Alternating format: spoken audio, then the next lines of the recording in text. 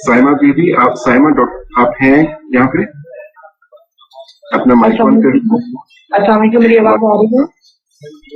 जी आपकी आवाज आ रही है जी, अस्सलाम वालेकुम। स्टूडेंट्स आपने सिर्फ सुनना है, आपने अभी बोलना नहीं है। सिर्फ पैनलिस्ट बोलेंगे और जो कोऑर्डिनेटर हैं वो क्वेश्चन करेंगे। अगर कोई नया बंदा ज्वाइन करता है तो काइंडली आप उसको बता दें कि अपना माइक ऑन ऑफ कर लें और कैमरा ऑन कर लें। जी प्लीज साइमा गो अहेड। जी ठीक है। सवालात तो स्टूडेंट्स की तरफ से बहुत सारे हैं, लेकिन मेरे मेन आप सब चीजें फिर क्लियर होनी चाहिए। तो ये है कि सिस्टम के हवाले से स्टूडेंट्स की बहुत सारी क्वेरीज हैं कि यूएमएस में एलएमएस में हम काम करते आए हैं। इशू आता है वो सिस्टम फेलर का आता है या सॉफ्टवेयर स्टक हो जाता है। तो students are very worried about this कि अगर खुदा ना खास्ता ड्यूरिंग एग्जाम उनको इस तरह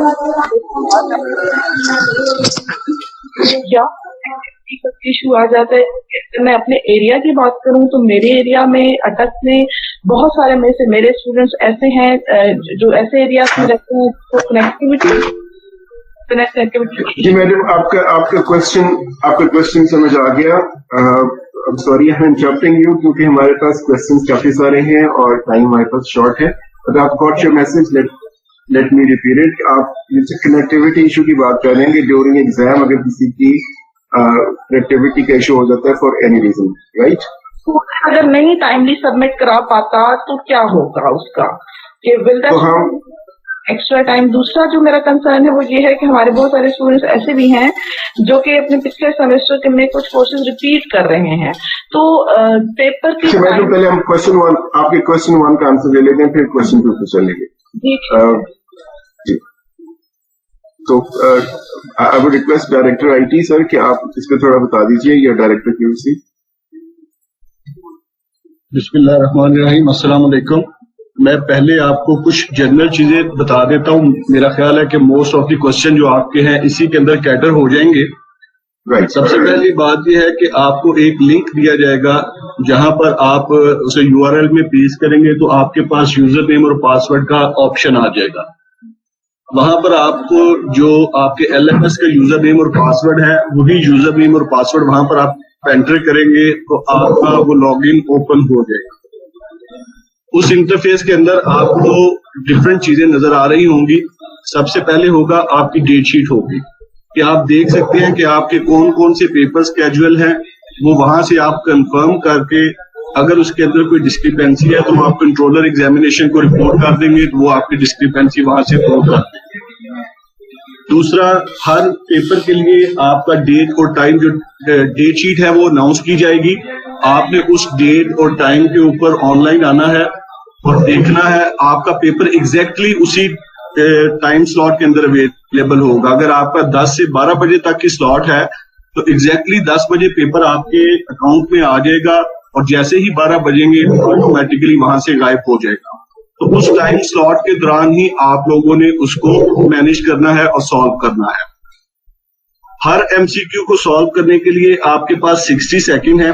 60 सेकंड तक अगर आप उस क्वेश्चन का जवाब दे देते हैं तो वेल एंड गुड। अगर आपने जवाब चूज कर लिया है तो नीचे एक बटन है सेव एंड नेक्स्ट का, आपने ऑप्शन सेलेक्ट करने के बाद वो बटन प्रेस करना है तो वो ऑटोमेटिकली आपको नेक्स्ट क्वेश्चन पे ले जाएगा। लेकिन अगर 1 मिनट के अंदर अंदर आप लोग उसका जवाब नहीं देते तो सिस्टम खुद ब खुद आपको नेक्स्ट क्वेश्चन के ऊपर मूव कर देगा और वो क्वेश्चन आपका मार्क हो जाएगा एज रॉन्ग क्वेश्चन। दूसरा, हर क्वेश्चन के लिए क्या कहते हैं 60 मिनट है, लेकिन हो सकता है 60 सेकंड है। आपका जो मिड का पेपर है वो 20 एमसीक्यूज पे मुश्तमिल होगा। आपका प्रैक्टिकल जो है अगर किसी सब्जेक्ट के साथ प्रैक्टिकल है तो वो 10 क्वेश्चंस के ऊपर मुश्तमिल होगा और आपका जो सब्जेक्टिव पेपर है वो 40 एमसीक्यूज के ऊपर होगा in most of the cases. लेकिन ये डिपेंड करता है क्रेडिट आवर्स के ऊपर। ये थोड़ी देर के बाद जब मैं बोलना बंद करूंगा तो आपको डायरेक्टर क्यूसी एक्सप्लेन कर देंगे कि क्रेडिट आवर के हवाले से कितने कितने क्वेश्चन है। तो आपके पास हर क्वेश्चन को सॉल्व करने के लिए 60 सेकंड का टाइम है। 60 सेकंड में अगर आप आंसर कर देते हैं तो ठीक है, वरना सिस्टम आपको खुद ब खुद नेक्स्ट मूव कर देगा। अच्छा, अब आपके पेपर में हो सकता है कि 40 क्वेश्चन है, लेकिन टाइम आपका जो स्लॉट है वो 1 घंटे की हो, तो इसका ये मतलब नहीं है कि आपके पास 60 मिनट ही अवेलेबल है वो पूरा पेपर करने के लिए। एक दफा आपने पेपर स्टार्ट कर दिया तो आपके पास 40 मिनट होंगे, क्योंकि हर क्वेश्चन के अगेंस्ट 1 मिनट है, तो 40 मिनट के बाद ऑटोमेटिकली आपका जो पेपर है वो खत्म हो जाएगा। फिर अगर इन केस इंटरनेट की जो बात की जाती है उसको मेंटेन करना आप लोगों की जिम्मेदारी है। आप लोगों ने अच्छा इंटरनेट कनेक्शन लेकर रखना है, अपने मोबाइल फोन्स को चार्ज करके रखना है या लैपटॉप्स को चार्ज करके रखना है, और उसके ऊपर जब आप पेपर दे रहे हो तो उस वक्त तमाम जो एप्लीकेशन है आप उसको क्लोज रखें और आपके सिस्टम के ऊपर इनफ स्पेस अवेलेबल होनी चाहिए ताकि जो पेपर्स जो कुकीज इस्तेमाल करता है तो उसके लिए वो स्पेस अवेलेबल हो। पिछली दफा जो हमने एग्जाम दिए हैं उसमें मोस्टली यही प्रॉब्लम आता है कि स्टूडेंट्स का या तो इलेक्ट्रिसिटी का कहते हैं कि हमारे इलेक्ट्रिसिटी नहीं है, तो ये आपकी जिम्मेदारी है। दूसरा इंटरनेट का आता है, इंटरनेट की जो अवेलेबिलिटी है वो भी आप लोगों की जिम्मेदारी है। सिस्टम के हवाले से या सर्वर के हवाले से जो मसाइल है वो हमने देखने हैं, और अगर खुदा ना खास्ता वो कोई आता है तो उसकी रेमेडी आप लोगों को दी जाएगी। हमने बर्डन को डिस्ट्रीब्यूट करने के लिए हर स्लॉट के अंदर 2-2 हजार बच्चे रखे हैं सिर्फ, ताकि सिस्टम उसको एमिकेबली लोड को बियर कर सके। और ये हमने टेस्ट भी किया है, हमने 6000 स्टूडेंट के अगेंस्ट टेस्ट किया है, जबकि हम जो स्केड्यूल कर रहे हैं वो 2000 के अगेंस्ट कर रहे हैं। तो इंशाल्लाह ताला सर्वर पे आपको कोई प्रॉब्लम नहीं आएगी, लेकिन इन केस अगर कोई आती है तो हम आपको कंपनसेशन करेंगे या वो पेपर आपका दोबारा होगा।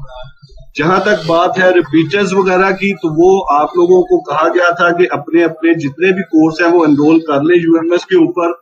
अगर आपका कोई फेल कोर्स है तो उसको भी आप एनरोल कर लें सिस्टम में, तो जब सिस्टम में वो एनरोल हो जाएगा तो बाय डिफॉल्ट एग्जामिनेशन सिस्टम में भी आपका वो सब्जेक्ट आ जाएगा।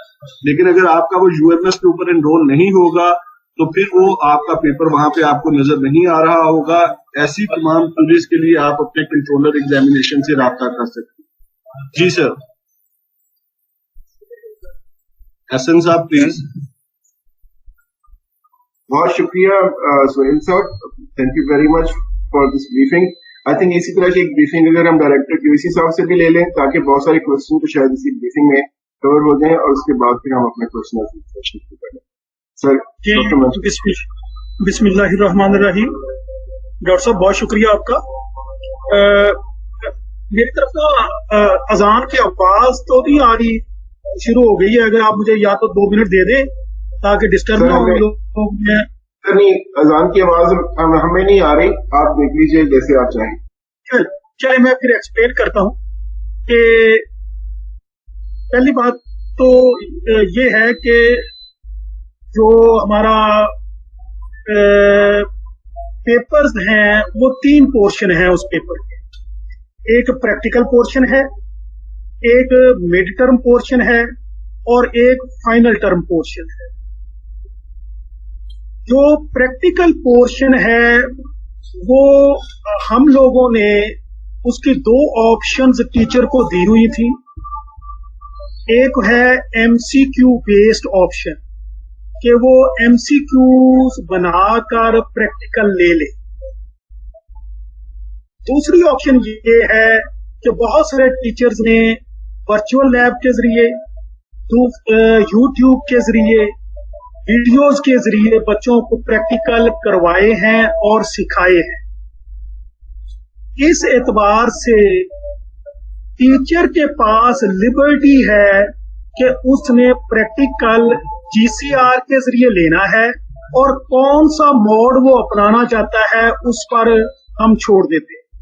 वो प्रैक्टिकल की कॉपी के उसने कुछ मार्क्स रखे होंगे, उसने वाइवा के कुछ मार्क्स रखे होंगे, उसने स्टूडेंट ने जो प्रैक्टिकल डिमॉन्स्ट्रेट करके बताना है कि सर मैं ये प्रैक्टिकल ऐसे परफॉर्म करूंगा, उसके मार्क्स रखे होंगे, राइट। फिर उसका प्रैक्टिकल का जो प्रोसीजर है या उसका रिजल्ट है या उसकी डायग्राम है वो बच्चे को बनानी होगी और उसकी फोटो लेकर वो टीचर को भेजनी होगी जीसीआर के जरिए। ताकि वो उसकी मार्किंग कर सके। ये प्रैक्टिकल के हवाले से है कि ये प्रैक्टिकल जो है वो टीचर इंडिपेंडेंटली क्लास में ही लेगा, और मोस्ट प्रोबेबली जो आखिरी वीक होगा इस जुलाई का, उसमें प्रैक्टिकल हम तमाम टीचर्स को कह देंगे कि वो ले ले। दूसरी बात ये है कि वो आपके सेशनल मार्क्स है वो 20 है, वो टीचर ऑलरेडी आपसे प्रेजेंटेशंस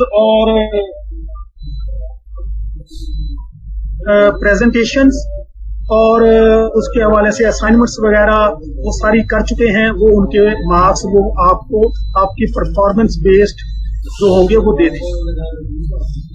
तीसरी जो मिड टर्म का एग्जाम है, मिड टर्म के हर एग्जाम में 20 MCQs होंगे और उसमें 40% कोर्स जो है कवर हो। फॉर एग्जांपल अगर 10 चैप्टर हैं तो पहले 4 चैप्टर से जो मिड टर्म का 20 MCQs बने, राइट। और इन 20 MCQs में हर MCQ का जो मार्क्स होंगे वो 1 नंबर होगा, और 20 हर MCQ को अटेम्प्ट करने के लिए 1 मिनट या 60 सेकंड आपको दिए जाएंगे, और वो 1 by 1 अपीयर होंगे, जैसे कि सुहेल भट्ट साहब ने भी आपको एक्सप्लेन कर दिया।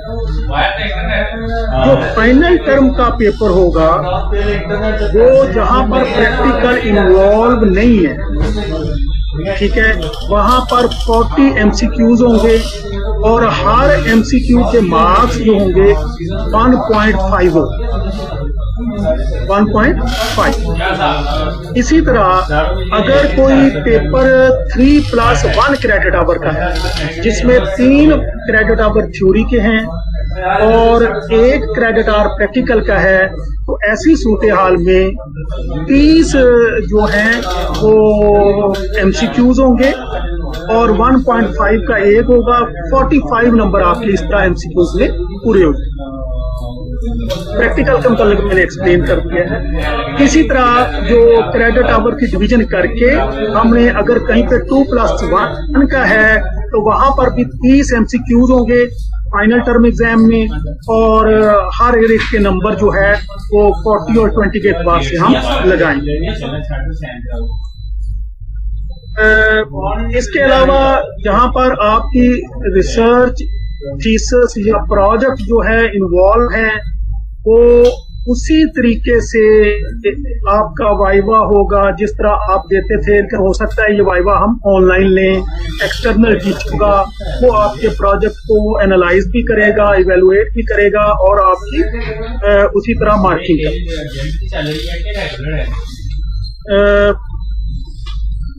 अटेंडेंस के हवाले से ये है कि हमने थोड़ी सी लिबर्टी दी हुई है स्टूडेंट्स को, क्योंकि जिस तरह हम लोग क्लासरूम में देखते थे कि कुछ बच्चों के पास कनेक्टिविटी के इशू थे, तो अटेंडेंस जो है उसका कोई हार्ड एंड फास्ट रूल नहीं रखा। आप लोग एग्जाम में अपीयर हों, इंशाल्लाह ताला मोस्टली चीजें सेटल हो जाएंगी। इसके और डॉक्टर साहब काफी टाइम भी मेरे ज़हन में यही चीजें हैं, तो अगर कोई क्वेश्चन आता है तो फिर मैं हाजिर हूँ। डॉक्टर एहसन साहब। जी sir, thank you very much. मैं स्टूडेंट से कुछ कहना चाहता हूँ कि एक तो सारे स्टूडेंट्स काइंडली अपना कैमरा ऑफ कर लें, उससे बैंडविड्थ इश्यू हो जाता है, फिर लोगों को आवाज नहीं जाएगी। सारे लोग प्लीज अपना कैमरा और माइक ऑफ कर लें। All of you please.